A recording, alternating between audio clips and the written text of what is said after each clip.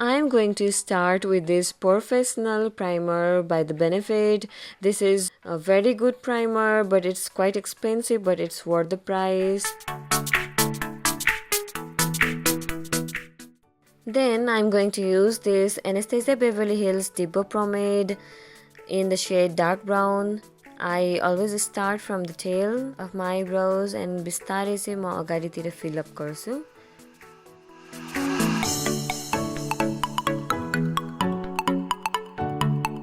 I'm going to use this Maybelline Fit concealer in the shade 25 to clean up my eyebrows. यो चाहिँ Zabaco जुन त्यो 15 pieces वाला set पाउँछ नि नेपालमा हरेक अनलाइन स्टोरमा हुन्छ कपी वाला जोबाको सेट त्यही सेट चलाइरहेछु मैले आज चाहिँ हरेक कामको लागि चाहिँ. And then I'm using this concealer buffer from त्यही set again जोबाकै सेटबाट हो to clean up the excess concealers around my eyebrows. I'm using this Maybelline Fit Me Matte Poreless Foundation in the shade 228. मेरो लागि चाहिँ अलिकति धेरै नै yellowish छ but I can blend it out, so I like this foundation. यो चाहिँ कस्तो खालके हुन्छ भने oily skin लाई एकदमै राम्रो हुन्छ. यसमा चाहिँ तपाईको foundation plus powder mix जस्तो हुन्छ. That's why oil control को लागि र एकदमै oily face छ भने चाहिँ you can go for this foundation. एकदम राम्रो छ, एकदम long lasting छ and it blends so well. र coverage पनि एकदमै राम्रो छ यो फाउन्डेसन को.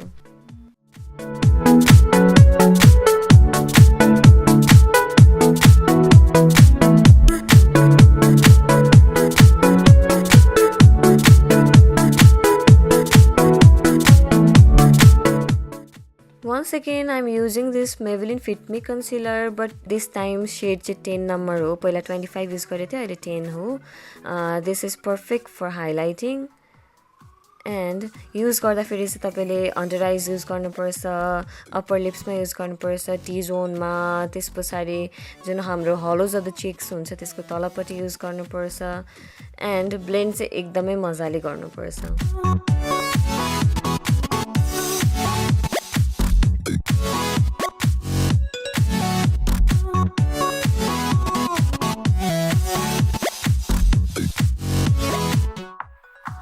Now I'm using this LA Girl Pro Concealer in the shade Toast for contouring my cheekbones and my nose and my forehead and also my jawline.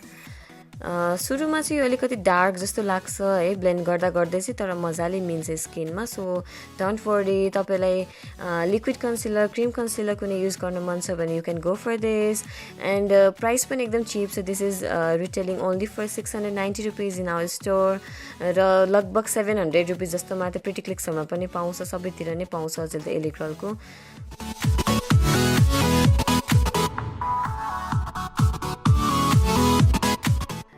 Blending is the key guys. Blend चाहिँ गर्नुपर्छ, जेले गर्नु blend त blend चाहिँ गर्नुपर्छ. तपाईँको प्याचेसहरू देखेको हुनु हुँदैन, हर्स लाइन देखेको हुनु हुँदैन. So blend it out properly.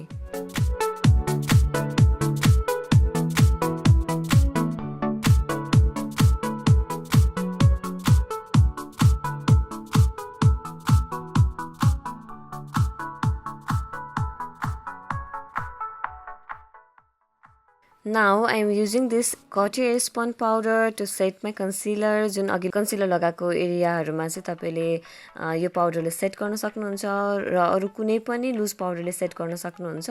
मेरो चाहिँ यो पाउडर फेभरेट हो बिकज थोरै प्राइसमा धेरै प्रोडक्ट पाइन्छ plus this smells so good. And अब चाहिँ म 5 देखि 10 मिनेट चाहिँ यो पाउडरलाई सेट हुन दिन्छु, बेक हुन दिन्छु मेरो फेसलाई. त्यो टाइममा चाहिँ मैले मेरो आई मेकअप गर्नेवाला छु.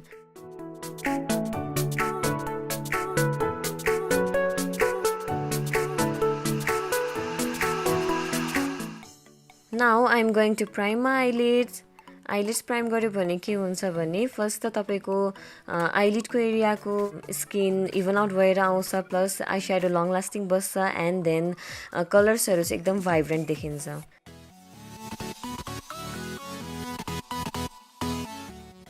Now I'm going to use this burnt orange color from the Jaclyn Hill palette जुन चाहिँ Morphe ले बनाएको छ Jaclyn Hill सँग मिलेर. This palette is so pigmented. I'm going to use this color जुन मैले burnt orange भनेको थिएँ त्यो चाहिँ as a transition color use गर्दै छु onto my crease line. And brush चाहिँ मैले जोबाको ब्लेन्डिङ ब्रस युज गरिरहेको छु.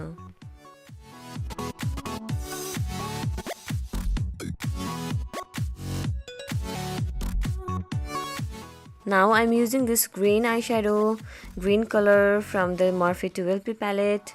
यो चाहिँ मैले मेरो ड्रेससँग म्याच गर्नको लागि युज गरेको. You can use any other color according to your dress or according to your mood. And I'm using this on my outer corner and blending towards my inner corner.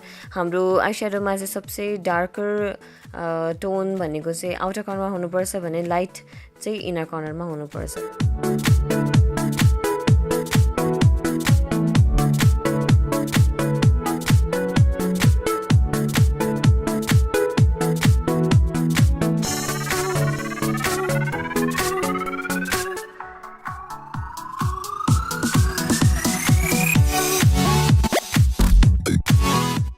Now I'm blending everything in between the orange and the green shade. Crease line मा चाहिँ मैले blend गरिरहेको छु. केही पनि products थपेको छुइनँ, just मैले blend मात्रै गरिरहेको छु. Blending मैले अघि पनि भनेको थिएँ, blending is the key. So एकदम मजाले blend होस्, कतै पनि harsh लाइनहरु चाहिँ देखिनु हुँदैन. So blend चाहिँ एकदम मजाले गर्नु र मैले चाहिए अनुसारले चाहिँ green कलरहरु थप्ने पनि छु. Now I'm using this golden shade from the Jaclyn Hill palette. र त्यसलाई चाहिँ जुन द ग्रीन शेड सँग चाहिँ मैले मजाले ब्लेन्ड गर्दै छु.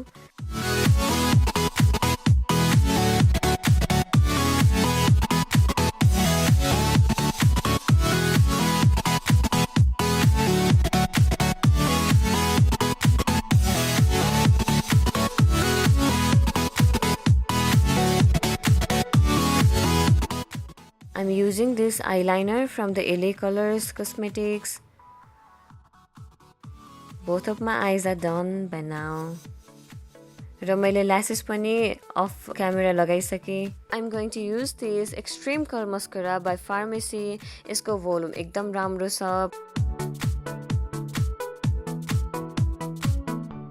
अब चाहिँ मैले यो पाउडर ब्रश जुन त्यो अघिको जोबाको सेटमा आउँथ्यो त्यो पाउडर ब्रश लिएर चाहिँ जुन अगाडि बेक गर्नको लागि छोडेको पाउडरहरु चाहिँ सबै क्लीन अप गर्दै छु.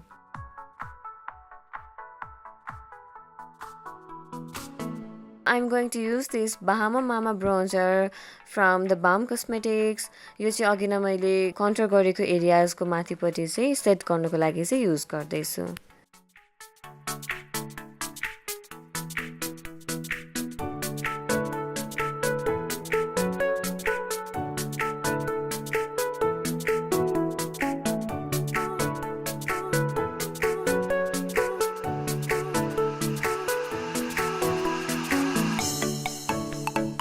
Then I'll be using this LA Girl blusher. मैले shade चाहिँ अहिले बिर्सिसके, but I'll be mentioning it in the description box below. त्यहाँ चेक गर्नु होला शेडहरुको लागि, प्राइसहरुको लागि चाहिँ. And finally Marylou highlighter from the Balm again. अघिदेखि मैले यसको मिरर युज गरिरहेको छु, but finally product युज गर्ने बेला आयो. And believe me guys, this is so pigmented. Like यो हाइलाइटर पाइकन मैले Anastasia Beverly Hills को ग्लो किट पनि युज गरेको छैन, केही पनि युज गरेको छैन. I love this so much. But this is quite expensive. 3000 rupees पर्छ. मैले 3000 मा लिएको थिएँ टु नेपालबाट समथिङ 6 months जस्तो अगाडि. अहिले चाहिँ हाम्रो पर्सनमा पनि अवेलेबल छ and 2800 सम्म चाहिँ पाउँछ if you have seen this video.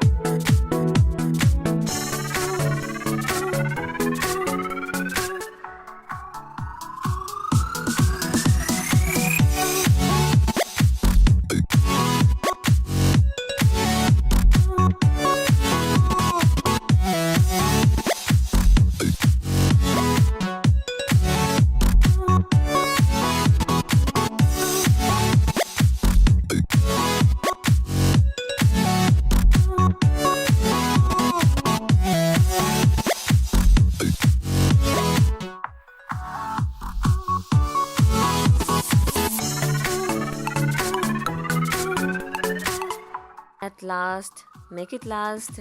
I'm using this Milani Make It Last setting spray to set my all over makeup.